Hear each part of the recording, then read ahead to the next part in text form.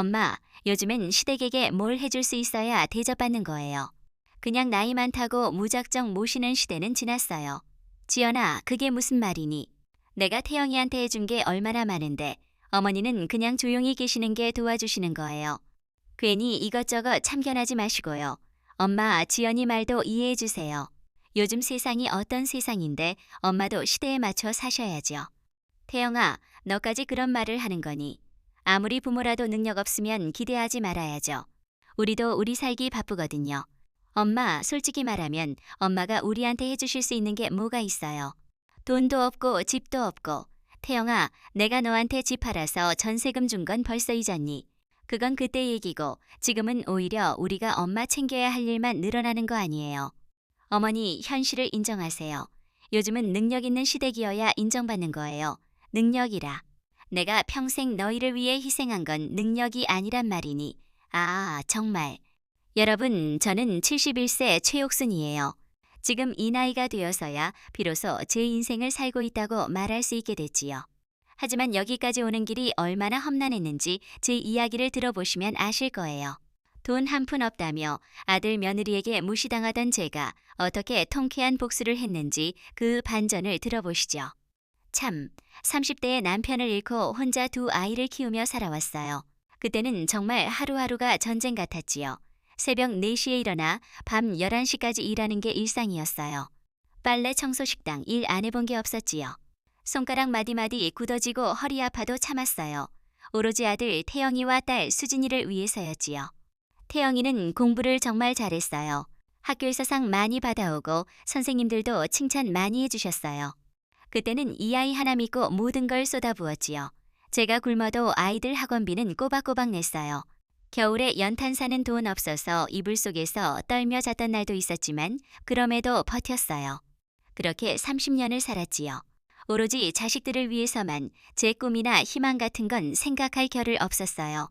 그저 아이들이 잘 크기만 바랐지요. 태영이가 대학 졸업하고 좋은 회사 취직했을 때 정말 기뻤어요. 그동안 고생 모두 보람으로 느껴졌지요. 몇 년 후 태영이가 결혼하겠다고 했을 때 온 마음 다해 지원했어요. 결혼 준비하면서 가장 큰 문제는 집이었지요. 요즘 젊은 사람들이 결혼하려면 집이 있어야 한다고 하더라고요.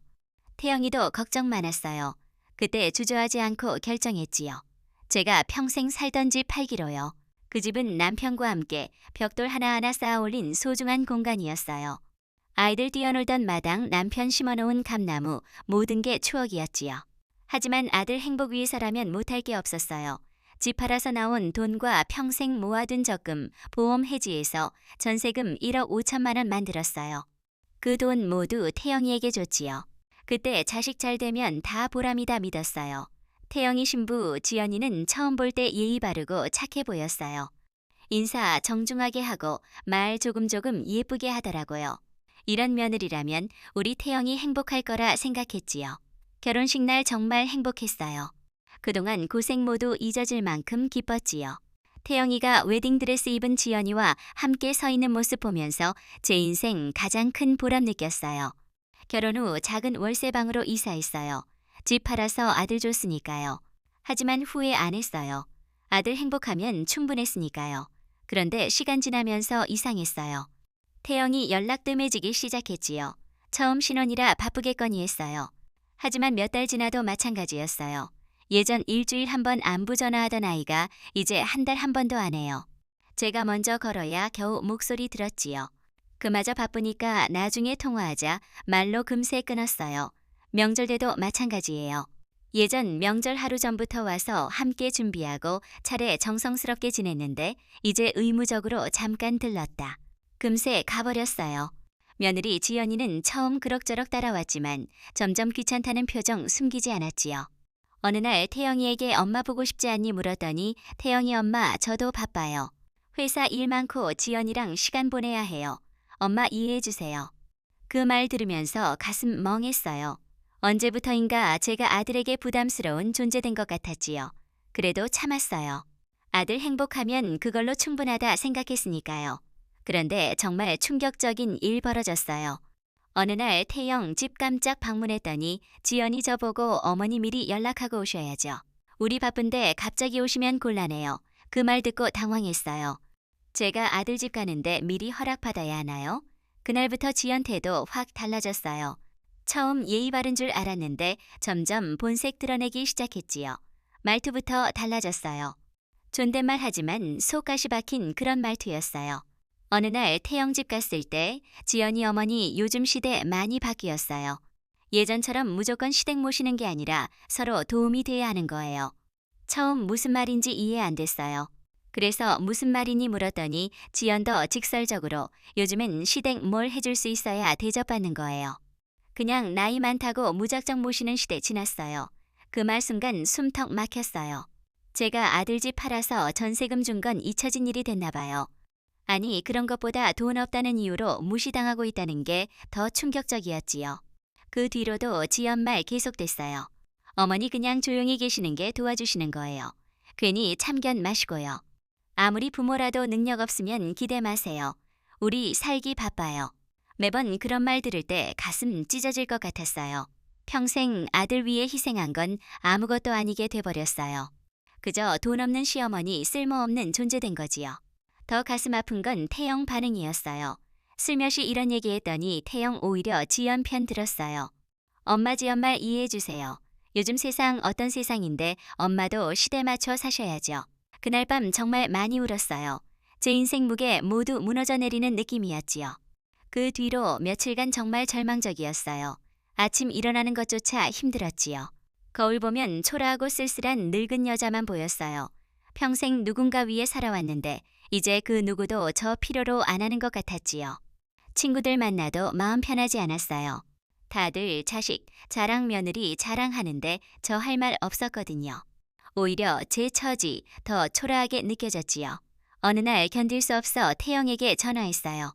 태영아, 엄마 그렇게 부담스러우니 엄마가 뭘 잘못했는지 말해줘. 태영 짜증스럽게 엄마 왜 이렇게 예민하게 구세요. 지연 뭘 잘못했다고 그러세요. 그냥 현실적으로 말한 건데. 현실적으로. 네, 엄마. 솔직히 엄마, 우리한테 해주실 수 있는 게 뭐 있어요. 돈도 없고 집도 없고 오히려 우리가 엄마 챙겨야 할 일만 늘어나는 거 아니에요. 그 말 순간 정말 세상 무너지는 것 같았어요. 아들 집 팔아서 준 건 잊혀진 일이 됐나 봐요. 아니 이제 짐짝 취급받는 게 더 충격적이었지요. 전화 끊고 하루 종일 울었어요. 정말 쓸모없는 존재 된 건가? 돈 없는 시어머니 대접받을 자격 없나? 그런 생각 머릿속 맴돌았지요. 그날 밤 깊은 절망 빠졌어요. 이제 뭘 위해 살아야 할지 모르겠더라고요. 아들 위해 평생 바쳤는데 이제 그 아들에게 버림받은 기분이었지요. 그렇게 절망적인 날들 계속되던 어느 날 오래된 장롱 정리했어요. 이사 갈 때 가져온 낡은 장롱이었는데 안쪽 서랍 잘 안 열려 그동안 건드리지 않았지요. 서랍 억지로 열어보니 봉투 하나 있었어요. 남편 생전에 숨겨둔 것 같았지요. 처음 별것 아니겠거니 했는데 열어보니 상상 못한 게 들어있었어요. 남편 손으로 직접 쓴 편지 한 장과 통장 몇 개, 주식 명세서, 신탁 증서 들어있었지요. 통장들 보니 모두 제 이름으로 돼 있고 금액 정말 놀라웠어요. 무려 12억 원이었지요. 처음 믿을 수 없었어요.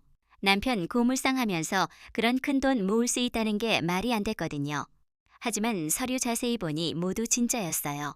남편 평생 조금씩 모은 돈 제 이름으로 정리해둔 거였지요. 남편 남긴 편지 읽는 순간 눈물 왈칵 쏟아졌어요. 옥순아, 이 편지 읽고 있다는 건 내가 먼저 떠났다는 뜻이겠지. 미안해. 그동안 고생만 시켜서 나는 돈 버는 것밖에 할 줄 아는 게 없어서 이렇게라도 너 위해 뭔가 남겨두고 싶었어. 자식들한테 너무 기대 마. 사람은 결국 혼자야. 이 돈 너 위한 거야. 평생 남 위에 살았으니 이제 너 위에 살아. 그게 내 마지막 소원이야. 편지 읽으면서 정말 많이 울었어요. 남편 저 얼마나 걱정하고 사랑했는지 느낄 수 있었거든요. 남편 말 맞다는 생각 들었어요. 저 평생 누군가 위에 살아왔지요. 이제 저 위에 살아야 할 때 같았어요. 그날 밤 정말 오랜만에 편안한 잠 잤어요. 마음속 깊은 곳 변화 일어나고 있었지요. 평생 남그늘에서 살아온 제가 이제 주인공 될 수 있다는 생각 들었어요. 다음날 아침 거울 보면서 스스로 다짐했어요. 최옥순, 이제 내 인생 살아. 일은 넘었지만 아직 늦지 않았어. 남은 인생 온전히 내 것이야. 며칠 뒤 정말 놀라운 일 벌어졌어요. 태영이와 지연이 갑자기 집 찾아온 거예요. 그동안 연락도 맸는데 웬일인가 싶었지요. 지연 그날 평소와 완전히 다른 모습이었어요. 웃는 얼굴로 다정하게 어머니 요즘 지내세요. 저희 바빠서 자주 못 와 죄송해요. 그리고 어머니 요즘 어르신들도 재테크 잘하셔야 해요. 은행 돈만 넣어두면 이자 얼마 안 나오고 인플레이션 때문에 손해거든요. 제가 좀 도와드릴까요? 갑자기 왜 이런 말 하는지 이해했어요. 어디서 소문 들었는지 제게 돈 있다는 걸 알고 온 거였지요. 그래서 태도 180도 바뀐 거예요. 그 순간 정말 확실히 알았어요. 이 사람들 관심 저에게 있는 게 아니라 제 돈에 있다는 걸. 평생 저 무시하고 푸대접하던 사람들이 갑자기 친절해진 이유요. 지연 계속 어머니 혼자 사시니까 돈 관리 힘드시죠? 저희 도와드릴게요. 태영 씨도 금융 쪽 아는 사람 많아 좋은 상품 추천해 드릴 수 있어요. 태영도 거들어 엄마 요즘 보이스피싱 많고 위험하니 저희 관리해 드릴게요. 안전한 곳 예금해 두시는 게 좋을 것 같아요. 듣고 있으니 어이가 없었어요. 그동안 저 짐짝 취급하던 사람들이 효자 효부 된 척하는 거였지요. 그것도 제 돈 때문에요. 저 그때 정말 단호하게 그 돈 내 몫이야. 이제나 최옥순 위에 쓸 거야. 지연 당황하면서 어머니 그런 말씀 마시고 가족끼리 서로 도우면서 살아야죠. 가족. 저 비웃으면서 너희나 가족으로 생각한 적 언제 있었니? 돈 없다고 무시하고 쓸모없다고 푸대접하더니 이제 와서 가족 타령이야. 태영도 당황해서 엄마 그런 게 아니라 뭐. 내 와이프가 나한테 뭐라고 했는지 기억 안 나니. 능력 없으면 기대 마라. 현실적으로 생각하라고 했잖아. 현실적으로 생각해보자. 이제 내가 돈 있으니까 태도 바뀌었네. 그런데 남은 인생 너희 엄마 아니라 나로 살아볼 거야. 그날 정말 시원했어요. 그동안 속사인 답답함 모두 풀리는 기분이었지요. 태영이와 지연 말없이 집 나갔어요. 아마 저 이렇게 단호하게 나올 줄 몰랐을 거예요. 그 뒤로 바로 행동 옮겼어요. 먼저 이사 준비했지요. 아들, 며느리 찾아올 수 없는 곳 살고 싶었어요. 제가 원하는 곳에서 원하는 삶 살고 싶었지요. 며칠 뒤 경기도 작은 도시로 이사 갔어요. 공기 맑고 조용한 곳이었지요. 아파트 아닌 작은 주택 사서 마당 가꿀 수 있었어요. 평생 남 눈치 보며 살았는데 이제 정말 제가 주인인 집에서 사는 거예요. 새로운 동네에서 새로운 사람들 만났어요. 나이 비슷하고 취미 비슷한 사람들이었지요. 한글 교실 다니고 파크골프 배우기 시작했어요. 일은 넘어서 새로운 거 배우는 게 신기했지요. 특히 파크골프 재미있었어요. 처음 공 제대로 못 맞췄는데 연습하니 점점 늘었지요. 함께하는 사람들 모두 좋았어요. 서로 격려하고 응원해주고 따뜻했지요. 한글 교실에서는 그동안 제대로 배우지 못한 것들 배웠어요. 편지 쓰는 법 배우고 책 읽게 됐지요. 이름으로 불린다는 게 이렇게 좋은 줄 몰랐어요. 이 집에선 인격체로 존중받는 느낌 들어요. 누군가 엄마 아니라 최옥순이라는 사람으로요. 이름으로 불린다는 게 참 좋았어요. 그동안 제대로 이름 불린 적 없었거든요. 요즘 제 삶 정말 행복해요. 매일 아침 수영장에서 수영하고 친구들과 산책하고 문화센터에서 서예도 배우고 있어요. 다음 달에는 친구들과 유럽 여행도 계획하고 있어요. 가끔 지나온 세월 돌아보며 아쉽기도 해요. 왜 이렇게 늦게야 깨달았을까 하고요. 하지만 후회하지 않아요. 지금이라도 시작했다는 것만으로도 감사하거든요. 이름으로 불린다는 게 참 좋았어요. 제 이름만큼은 제 것이라는 느낌이 들어요. 저의 이야기는 여기까지예요. 오늘 제 이야기 여러분께 작은 용기 됐으면 좋겠어요. 참, 세상 부모 자식 사이는 복잡하지요. 우리 나이 되면 서로 이해하고 사랑하며 지내는 게 제일 좋아요.